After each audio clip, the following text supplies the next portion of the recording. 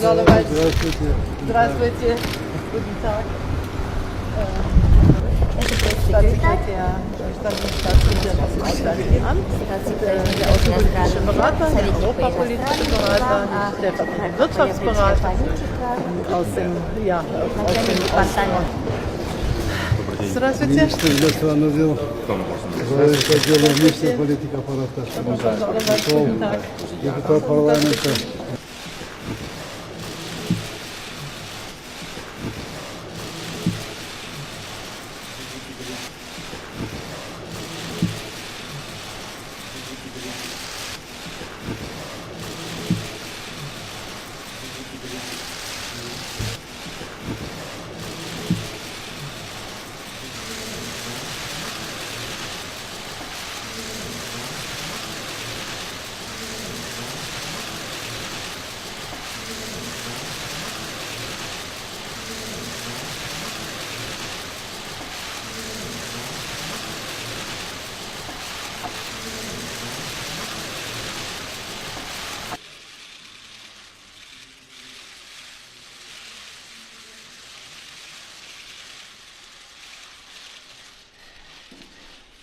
Meine Damen und Herren, jetzt möchte ich den kirgisischen Präsidenten, Herrn Дамы и господа, сейчас я хотела бы господина Джейнбекова, господина президента, поприветствовать сердечно у нас. Впервые он с визитом как президент в Германии, и я приветствую его в Берлине. Я сама в 2016 году была в Киргизстане.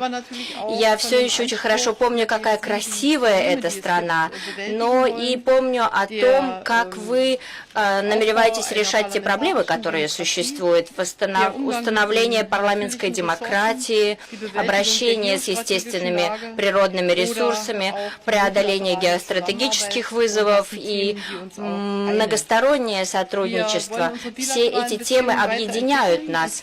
Наши двусторонние взаимоотношения мы намереваемся развивать и углублять именно в сфере молодежного обмена, образования и научных исследований, но и в экономике. Уже 25 партнерств существует между нашими странами в сфере образования. Более 500 студентов из Кыргызстана учатся в Германии, и важный вклад. В вашей делегации я видела, тоже присутствует представитель немецкого меньшинства, которое является мостом между нашими странами. Более 8 тысяч представителей немецкого меньшинства живет еще в Кыргызстане. Мы очень рады, что экономические связи существуют, но, конечно, еще можно и нужно углублять и расширять. И я думаю, что вчерашний экономический форум в Мюнхене был очень хорошим стартом для улучшения экономического сотрудничества. Вы лично его открыли и таким образом подчеркнули интерес Кыргызстана в таком всеобъемлющем экономическом сотрудничестве.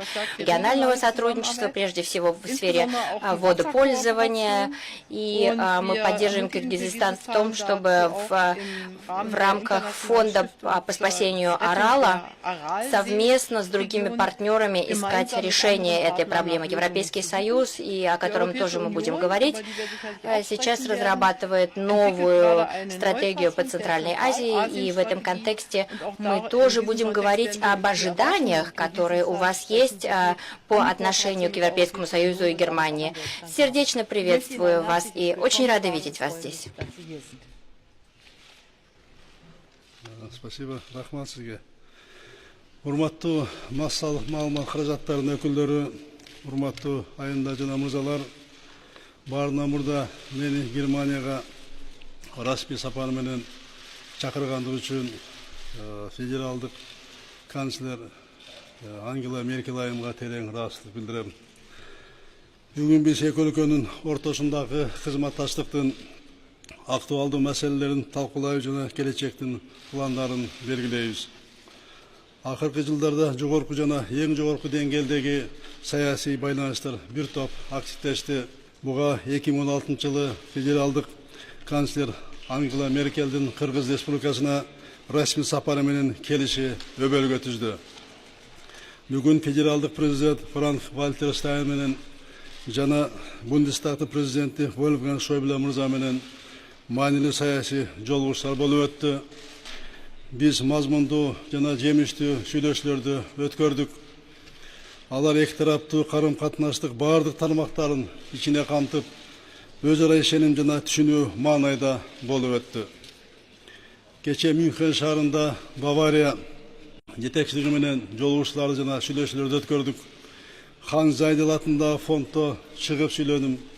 Кыргызстандын өнүгүүсү тууралуу кенен айтып бердим.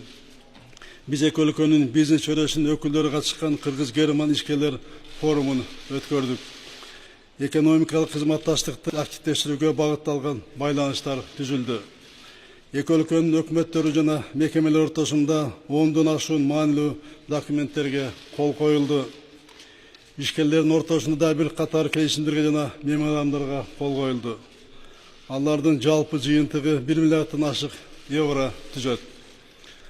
Кыргызстан менен Германиянын ортосунда кызматташтыктын келечектүү багыттарына соода-экономикалык тармагы, гидроэнергетика, жашыл экономиканы өнүктүрүү, өнөр жай, айыл чарба жана туризм кирет.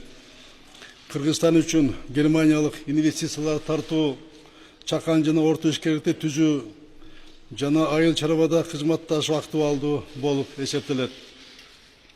Кыргыз Республикасы бүгүн коомдук саясий жана социалдык экономикалык жактан активдүү түрдө жаңылануу жолунда баратат.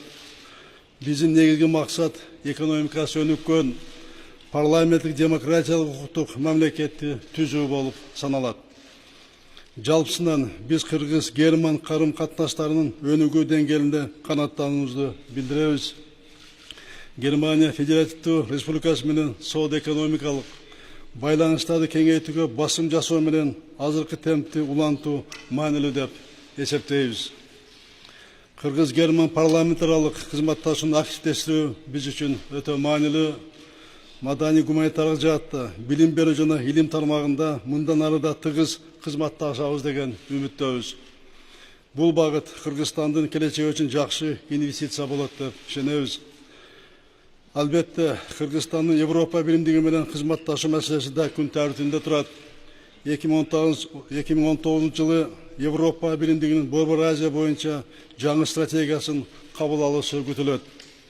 Кыргызстан менен Европа биримдигинин кеңейтилген өнөктөшүк жана кызматташтык боюнча жаңы келишимге кол коюусу пландалып жатат. Германия тарапка бизге көрсөткөн меймандос үчүн терең ыраазычылык билдиребиз. Сиздерге Кыргыз Республикасы менен Германия Федеративдүү Республикасынын тыгыз кызматташтыгы мындан ары бекемделет жана өнүгөт деп терең ишенебиз. Көңүл бурганыңыздарга рахмат. Ja, danke schön.